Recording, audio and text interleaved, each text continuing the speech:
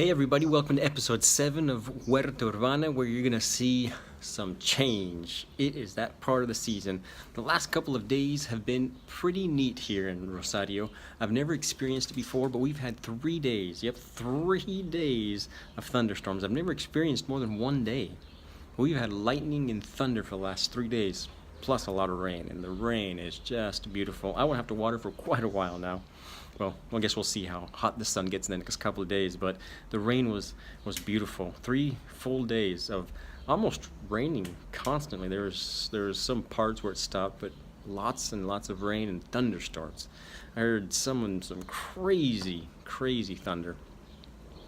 Lightning going left to right, up and down, down and up. I mean, it was just really neat to see it.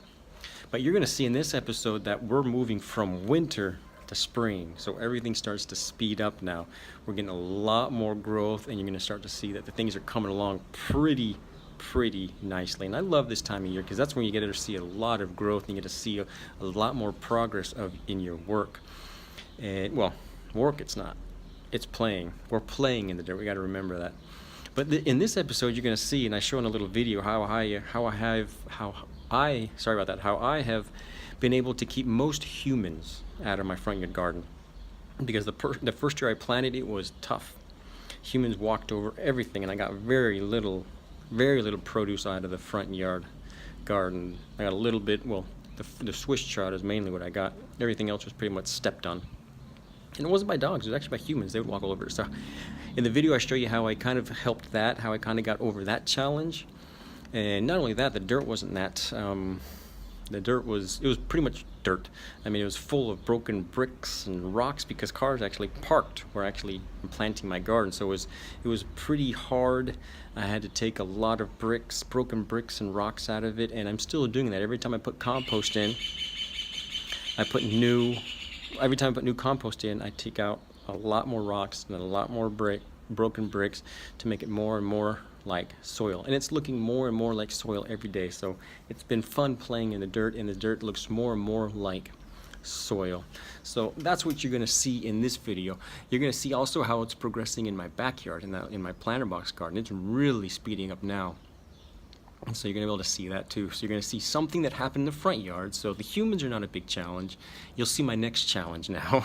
And I'm trying to figure out how I can get over that challenge. And hopefully we find a way to figure that out, because it's a new challenge. And that's the cool thing about gardening. Over these episodes, it's funny. There's always something new that you can learn from gardening. And that's one thing. Gardening teaches you patience in many ways. And it helps you get over those challenges. You have to think about it. You have to figure things out. You have to go to other resources and see how does other people do that, and then we can learn from each other and kind of figure these things out and learn and grow. So gardens help you get over challenges, and sometimes those little challenges give you enough I can do this, to get over the next challenge, those harder challenges. So gardening not only helps us overcome challenges, but it's a great way to help teach our children to get over challenges. So hopefully you got your kids involved also in what you're gardening. It's not always easy. I have to go, and I'm in the exact same thing, but there's every once in a while I can get them to come out and help me plant, and of course harvest. They're always willing to harvest because then they get to eat it. So the majority of the time they're helping me pick. Like the other day, we actually picked a raspberry, and my daughter said it was probably one of the best raspberries she ever tasted. That put a big smile on my face.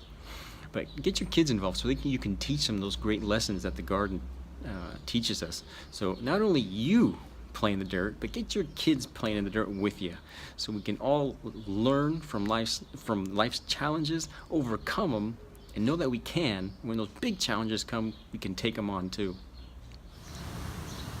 Well, here on this windy, rainy day, I wanted to show you what I had to do here in my front yard garden to keep people from stepping all over my garden. So I took these posts, I cut posts about 2.5 feet long, and I dug about a foot in the ground. And I put 1, 2, 3, 4, 5, 6, 7 of these posts around the garden, and then I run these wires through it. And then I had this so that people could actually see that there was something here. And this actually helped quite a bit in keeping the majority of humans from stepping on my garden, which last year I basically got nothing because they just stepped all over it. This year, the challenge is actually dogs, as you'll see in the video, but I'll let you watch that in the video. But this is how I got the majority of humans to stop stepping on my garden, using these posts and these wires and that right there all around the garden. Well, the troubles of gardening in the front yard, that's really not even your front yard. So as you can see, I had the bed all planned out. I was about to plant, and right there, the dog, I think it's the neighbor's dog, came in and decided to destroy it. So now I'm a little scared about planting my little lettuce transplants here, but that's one of them. I'm gonna do it. That's actually the smallest one. I'm gonna plant it here, and hopefully it stays safe from the neighbor's dog, because there's not much I can do about his dog. But that's what we're looking at, and those are the ups and downs. But it was pretty nice looking. It was ready to go, and then I come out and there's dirt everywhere. And here's the other area that I prepared that I'm going to be planting also. So that's an update. We'll go from there. Well, that's left. I went and planted the lettuce out front. I'll show you how it turned out in a little bit, but I just want to show you those are some of the plants that are still left that I'm gonna have to plant. I got some tomatoes, cilantro, a pepper, and a couple squash plants, and a green bean. And real quick, these are actually the comfrey plants that I'm gonna plant. That's actually from my comfrey salve that I sell to patients. Well, I sell to basically anybody. So that's what's left. I actually moved it up here because we got enough sun where they started to dry out, so I had to take them out of the sun. I'll show you. I'll give you a little update of the garden too. Here's the hose because I happen to water a little bit, but look at this. So arugula, that's almost going to be ready to eat soon. So I'm actually eating some of the little teeny leaves that are super tender and really good. Those are the beets, coming up really well. I mean, we're basically in a spring garden now. There's the tomatoes. Actually, I took some of the tomato plants and picked them, and just left a couple of the strongest ones. I'll leave the strongest ones. The strongest one, once it gets a little bit bigger. There's some other plants there. I mean, it's coming along. This is all in planter boxes. So this is pretty neat. The comfrey that I planted here is coming back real good. We cut all the Swiss chard and ate that the other day. Beyond delicious and nutrient dense. And I don't know if you remember, but we've eaten a lot of that lettuce, and look at that. I mean, this is where it all started. The video started with me planting lettuce seed, and that's the lettuce seed that I planted. Look at that, just beautiful how it came out. This is all in planter boxes. And here, these are all the carrots. Look, we got a lot of carrots too coming up.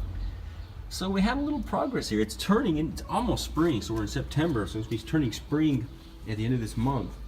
So we're going from winter to spring garden now, and that's what it's looking like so far. And hopefully we get some pretty nice produce, a little bit of my own food here in the city. And there you have it. And there's my 1, 2, 3, 4, 5, 6, 7, 8 plants planted, all lettuce to help us eat nutrient-dense leaves during the summer. The spring that's coming along. And I don't know if you can see that up close, but one of my squash seeds decided to come up too, so I'll just let it go and see what happens. So hopefully we get some squash out front too, which is going to be tough because we get just a little bit of sun out here. That's why it's almost all leaves out here. That's our arugula de campo. It's coming up. Eat those leaves. You just pick those leaves off like this and just eat them just like that. We already ate all of the Swiss chard, but it's coming back, so we'll get another one of those. We'll be able to cut that again. There's my mint and lemon balm that I'm using quite a bit now, and just a couple green onions. And look at my arugula plant, and that's going to be seed pretty soon. So that seed's going to fall right back into the ground and give me some new arugula plants. Loving it. Well, I hope you liked this episode, and don't forget, if you like this episode, subscribe so you never miss an episode, so you can see how my progress in the city of Rosario is coming along in my little teeny garden in the front yard and my little planter box garden in the backyard, so we can all learn and grow together. So don't forget, subscribe, and for more information, go to my website, Pastos Verdes Farm, where I have a lot more information about not just gardens, but health, how to become your best. Well, See you next time.